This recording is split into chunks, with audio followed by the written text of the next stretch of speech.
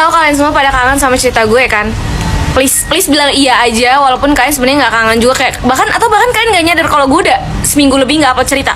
Iya udah nggak apa-apa, pokoknya iya aja ya. Baik, mari kita bercerita lagi sesuai dengan request kalian. Ada yang request gak sih? Ya pokoknya anggap aja ada yang request ya.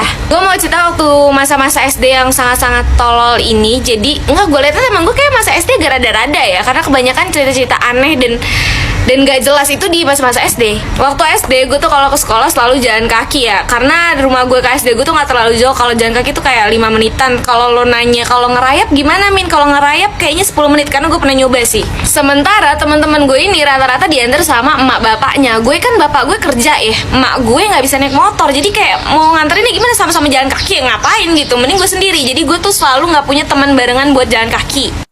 Kalau lo pada nanya lah, Farhan gimana Min? Kan lo satu SD kan? Iya, gue satu SD sama dia, tapi seperti yang kalian tahu, gue sama dia tidak akur gitu. Jadi kalau barengan, gue nggak mau barengan sama dia. Jadi gue tuh selalu jalan duluan, karena gue kayak jijik, nggak dong, nggak gitu. Maksudnya kayak, ya nggak mau aja barengan gitu. Even gue sama dia keluar barengan dari pagar pun, kayak kita bakal bisa nih menjauh gitu. Jadi kita dari dulu emang udah ada prokes gitu. Kita social distancingnya parah gitu. Suatu hari gue lagi pakai sepatu nih, mau siap-siap berangkat sekolah, lagi di teras. Nah, karena pagar rumah gue ini jaring-jaring gitu, jadi kelihatan di depan jalanan yang lagi lewat tuh siapa.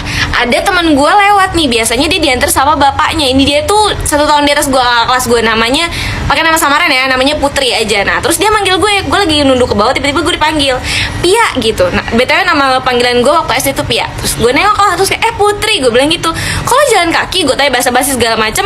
Terus akhirnya dia bilang, ayo mau bareng nggak? Ya udah, akhirnya gue bilang, ayo tunggu bentar ya. Gue pakai sepatu segala macem, berangkatlah bareng gue sama dia nih ke sekolah. Keesokan harinya dia tuh jalan kaki terus. Jadi memang si Putri ini udah nggak diantar sama bapaknya lagi. Cuma karena dulu kan gue anaknya nggak kepoan ya, jadi kayak gue, oh gitu ya. Kalau sekarang mungkin gue bakal nanya-nanya gitu, emang kenapa bapak lo kok bisa sih nggak mau nganterin lagi?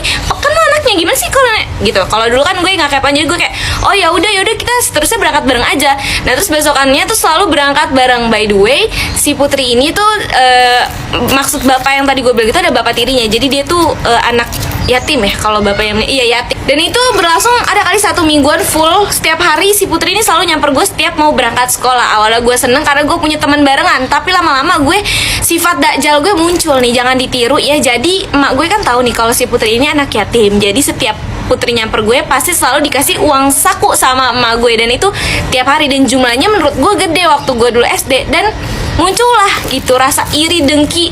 Aduh, setan banget emang nih, setan suka ngegoda ya. Jadi kayak gue di situ ngerasa, apa nih, si Putri sengaja nih nyamper gue biar dapet duit. Kalian gabut ya kan, scroll TikTok sampai nemu di video, artinya kita semua gabut. Jadi mending kita story of my life lagi. Gue mau ceritain salah satu keanehan dalam diri gue selain tangan gue yang lemah ini adalah ingatan gue.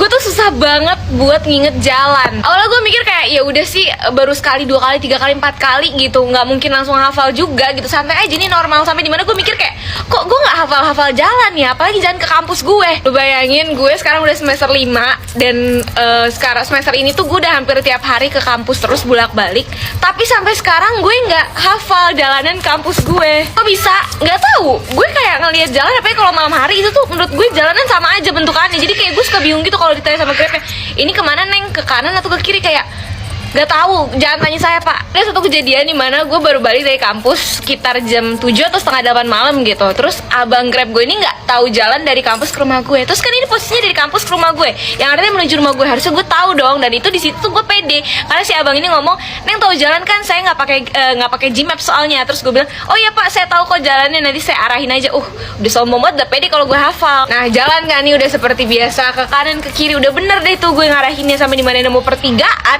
si abang ini bukan nanya ini ke kanan atau ke kiri, tapi kayak langsung memastikan ini belok kanan kan. Dan itu posisinya udah mau belok gitu, dan gue yang kayak panik, jadi kayak iya ya ke kanan, padahal itu harusnya ke kiri. Jadi gue salah ngarahin. Yang sama gak sih, kayak gue kayak panik aja kalau misalnya ditanya arahnya tuh kemana, apalagi bukan nanya kayak kanan atau kiri, tapi langsung memastikan ini kanan kan gitu. Terus kayak panik, jadi kayak iya benar langsung iya aja. Terus ya udah bener aja, pas belok kanan itu malah ke arah gandul yang itu malah menjauhi rumah gua. Dan itu akhirnya gue ujung-ujungnya apa, buka Gmaps. Jadi gue ngarahin dari belakang sambil ngeliat Gmaps, kayak nggak lagi gue sotoy bilang gue tahu rumah gue. Ini apa cuma gue doang nih yang udah masuk ke pertengahan puasa, list bukber bukannya makin berkurang malah makin nambah gitu. Apalagi di minggu ini nih.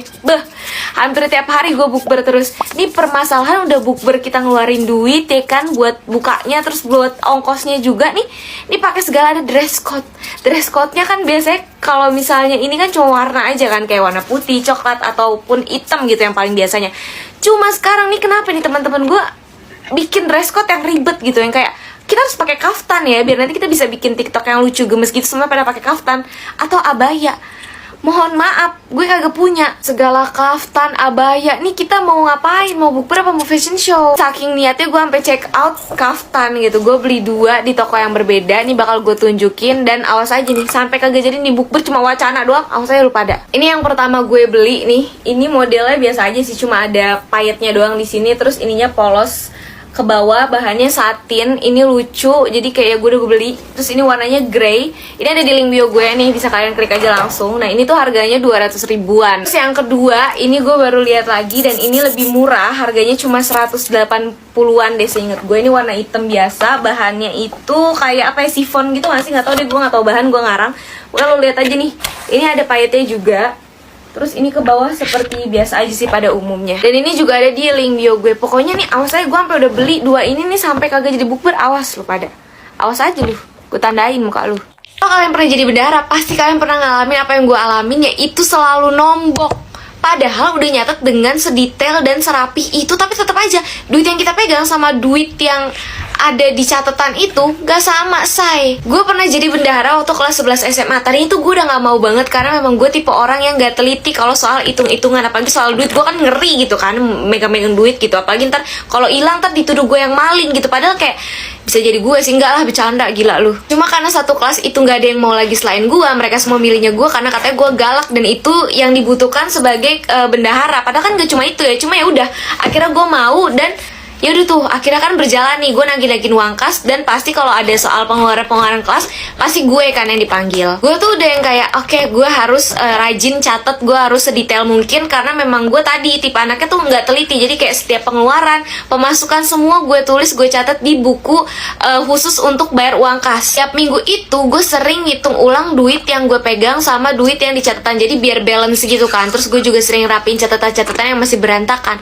Itu anehnya tuh, duit yang gue pegang sama yang ada di buku seharusnya itu nggak sama. Padahal tuh duit gak pernah gue pakai. Ini gue curiga nih.